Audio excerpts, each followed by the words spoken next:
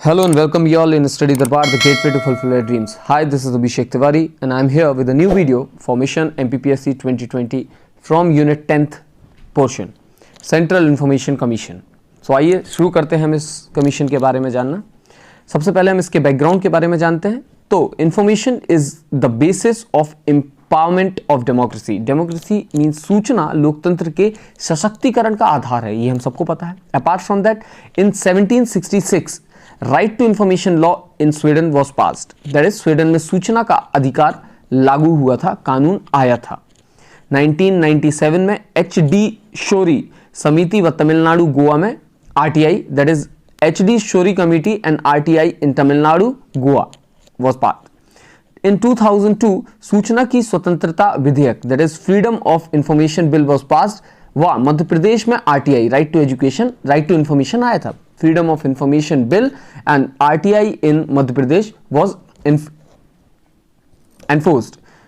On 12th of October 2005, the Right to Information Act 2005 came into force. Means 2005 में Right to Information Act लागू हो गया था। अब इसके आधार पे दो आते हैं, केंद्रीय सूचना आयोग जो धारा 12 में दिया है और राज्य सूचना आयोग जो धारा 15 में दिया है। राइट टू इंफॉर्मेशन एक्ट 2005 की धारा 12 और धारा 15, धारा 15 में दिया है राज्य सूचना आयोग, धारा 12 में दिया है केंद्रीय सूचना आयोग। गेटिंग, अगर हम बात करें इसके इंट्रोडक्शन की, इंट्रोडक्शन इंपॉर्टेंट इसलिए है बिकॉज आपके प्रीलिम्स पॉइंट ऑफ व्यू से क्वेश्चन यहीं से आ सकता है डायरेक्टली। एस्टैब्लिशमेंट, इसकी स्थापना कब हुई थी? 12 October 2005 by the central government. Basis क्या होगा इसका? तो section 12 of the right to information act 2005। Nature कैसा है इसका? तो it is an statutory body, क्योंकि इसे एक्ट के थ्रू, लॉ के थ्रू बनाया गया है। हेडक्वार्टर कहां पर है? न्यू दिल्ली, जैसे हम बाकी के देख चुके हैं, इसका भी कहां पर है? New Delhi. Ministry of personal के अंदर ये आता है। फर्स्ट कमिश्नर कौन थे? तो वजाहत हबीबुल्लाह साहब इसके पहले थे और अभी अंतिम मींस लेटेस्ट अभी एट प्रेजेंट अगर हम देखें तो YK सिन्हा साहब हैं। फर्स्ट कमिश्नर हमने देख लिया, फर्स्ट कमिश्नर कौन थे? तो वजाहत हबीबुल्लाह, अभी at present YK Sinha. First lady commissioner कौन थी? तो दीपक संधू। हमेशा याद रखें, ये क्वेश्चन आना इंपॉर्टेंट होता है कि पहली लेडी कमिश्नर कौन थी। तो दीपक संधू इज दी और was the first lady commissioner. Current commissioner YK Sinha. Okay, commission structure, appointment, eligibility, जो कि धारा 12 ऑफ एक्ट की धारा 12 में दी गई है। कमीशन स्ट्रक्चर कैसा होगा, अपॉइंटमेंट कौन करेगा या कैसे होगी, और एलिजिबिलिटी क्या होगी। तो धारा 12(2) में दिया है स्ट्रक्चर, कैसा दिया है? 1 चीफ इंफॉर्मेशन कमिश्नर, एक चीफ इंफॉर्मेशन कमिश्नर होगा, दैट इज मुख्य सूचना आयुक्त होगा। बाकी के 10 मैक्सिमम मेंबर्स हो सकते हैं। At present there are 6 members. कितने हो सकते हैं? 10 मैक्सिमम हो सकते हैं, but at present there is only 6 member. धारा 12(3) में दिया हुआ है, दैट इज आर्टिकल 12(3), अपॉइंटमेंट के बारे में दिया गया है। On the recommendation of the selection committee bye the president, president द्वारा किया जाएगा, लेकिन किसकी सिफारिश से? जो चयन समिति है उसकी सिफारिश से। चयन समिति के अंदर कौन होगा? तो उसके अंदर होगा प्राइम मिनिस्टर, चेयरमैन होंगे उसके, leader of the opposition in Lok Sabha, that is Lok Sabha के विपक्ष का नेता, union cabinet minister nominated by prime minister, मतलब एक कोई भी नामित केंद्रीय मिनिस्टर, केंद्रीय कैबिनेट मिनिस्टर होगा, प्रधानमंत्री द्वारा नॉमिनेटेड होगा। नोट के तौर पर एक चीज लिख लें, सभा में यदि विपक्ष का नेता नहीं तो लोकसभा में सबसे बड़े दल का नेता, if not leader of the opposition in the house, leader of the largest party in Lok Sabha will be the member. Getting, जो इसमें सेकंड पॉइंट दिया है उसके बदले मैंने आपको बताया। नाउ आर्टिकल 12(5) व 6 में दी है योग्यता, दैट इज एलिजिबिलिटी। तो एलिजिबिलिटी क्या होगी? Chief information commissioner and any other information commissioner, इनकी नियुक्ति law, science, technology, social services, management, journalism, administration, eminent life experience और पब्लिक रिलेशन डिपार्टमेंट एक्सपीरियंस क्या होना चाहिए? मुख्य सूचना आयुक्त और कोई अन्य सूचना आयुक्त, विधि, विज्ञान, प्रौद्योगिकी, समाज सेवा, प्रबंध, पत्रकारिता, प्रशासन, प्रख्यात जनजीवन का अनुभव या जनसंपर्क विभाग का अनुभव होना चाहिए। दूसरा क्या होना चाहिए? शुड नॉट होल्ड पार्लियामेंट और स्टेट लेजिस्लेटिव और एनी ऑफिस ऑफ प्रॉफिट, संसद या राज्य विधायिका या किसी लाभ के पद पर नहीं होना चाहिए।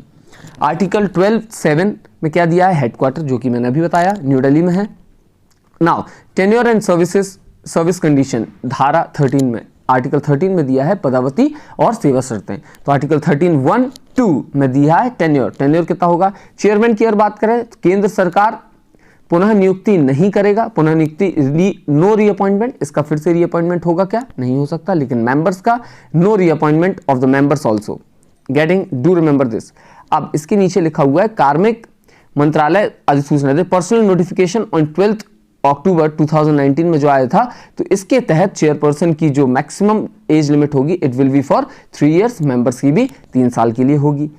आर्टिकल 13(3) में दिया है शपथ कौन दिलाएगा? Oath bye the president. Article 13(4) में क्या दिया है? रेजिग्नेशन भी है, प्रेसिडेंट साहब को देंगे। आर्टिकल 13(5) में दिया है सैलरी, सैलरी कितनी होगी? सेंट्रल गवर्नमेंट तय करेगी। इसके अनुसार पर्सनल नोटिफिकेशन जो आया था 24 अक्टूबर 2019, चेयरपर्सन की और चेयरमैन की होगी कितनी? 2,50,000 और मेंबर्स की होगी 2,25,000। आर्टिकल 13(6) में दिया है सेंट्रल गवर्नमेंट एम्प्लॉइज, किसके अंदर आएंगे? सेंट्रल गवर्नमेंट एम्प्लॉइज के अंदर आएंगे। हटाने की प्रक्रिया या रिमूवल प्रोसेस किसमें दिया है? धारा 14 में दिया है। धारा 14 की पहली, राष्ट्रपति द्वारा हटाया जाएगा, मींस ही और she should be removed by the president. Basis क्या होना चाहिए? प्रोवन मैल प्रैक्टिस और इनकॉम्पिटेंस। इसकी प्रोसेस क्या होगी? After supreme court's inquiry, supreme court की इंक्वायरी के बाद सुप्रीम कोर्ट उनको बोलेंगे कि हाँ इनको निकालना चाहिए, ये माल प्रैक्टिस या इनकम्पिटेंस हैं, तो ही प्रेसिडेंट साहब इनको रिमूव करेंगे। धारा 14(3) में क्या दिया है? Other grounds for removal bye the president, president इनको कुछ और तरीके से कैसे हटा सकते हैं? राष्ट्रपति द्वारा हटाने के अन्य आधार। पहला, इन बैंकरप्ट और एडजुडिकेटेड मतलब होता है दिवालिया या न्याय निर्णित किया गया है। सेकेंड, और has been convicted of a crime, या ऐसी अपराध के लिए दोष सिद्ध ठहराया गया है। तीसरा, engaged in obtaining salary elsewhere other than the duties, duties के अलावा मींस अपनी पदावती के दौरान कहीं और वेतन प्राप्त करने में लगा हो, that is corruption and all, कहीं से लिया हो। फोर्थ, मेंटल और फिजिकल डिसेबिलिटी, मानसिक या शारीरिक अक्षमता।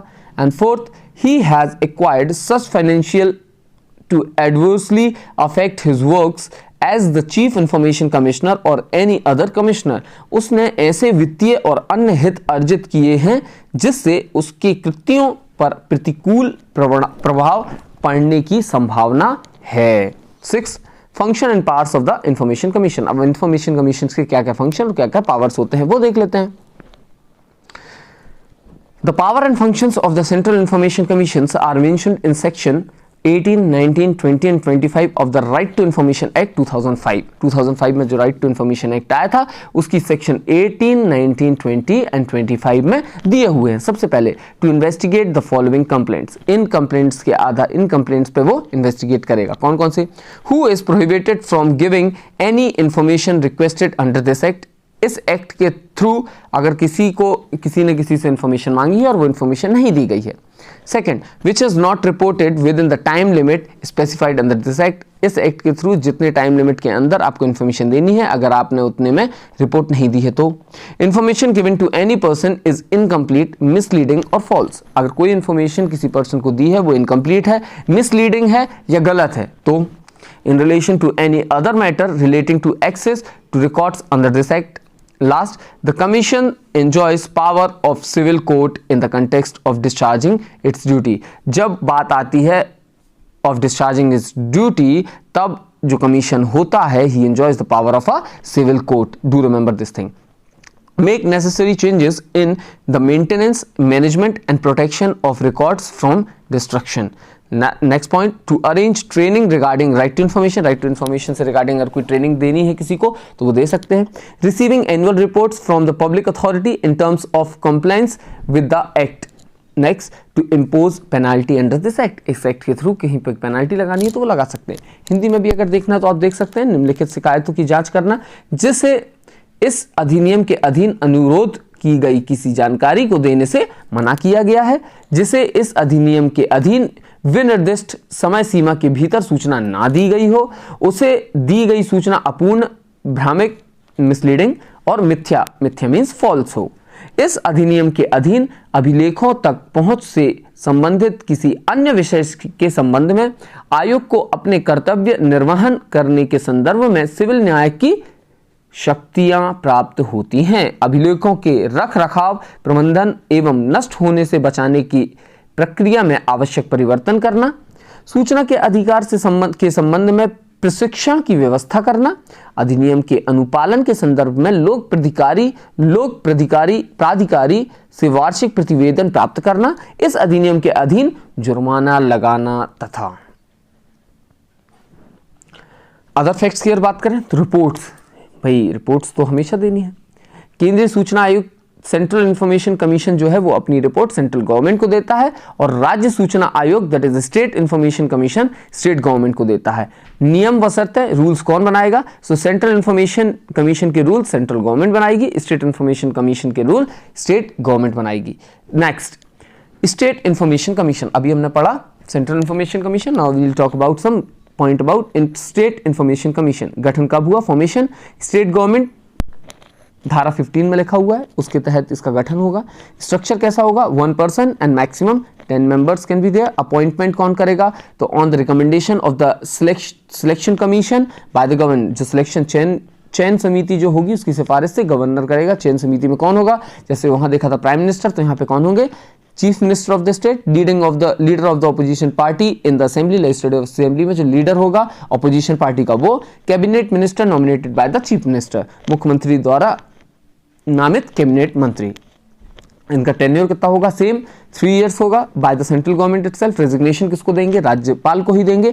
रिमूवल प्रोसेस क्या होगी? सेम गवर्नर के द्वारा केंद्रीय सूचना आयुक्त की तरह सेम ही होगा। सैलरी कितनी होगी? सैलरी अगर हम बात करें अध्यक्ष की तो उतनी ही है जितनी मेंबर्स की थी सेंट्रल इंफॉर्मेशन कमीशन में। कितनी? 2,25,000 और बाकी के मेंबर्स की कितनी होगी? 2,25,000 ही होगी।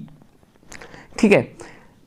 मध्य प्रदेश इंफॉर्मेशन कमीशन, अगर हम अपने मध्य प्रदेश इंफॉर्मेशन कमीशन की बात करें तो इसका फॉर्मेशन कब हुआ था? डू रिमेंबर द डेट, 22 अगस्त 2005, 22 अगस्त 2005 में इसका स्थापना हुई थी। बेसिस क्या होगा?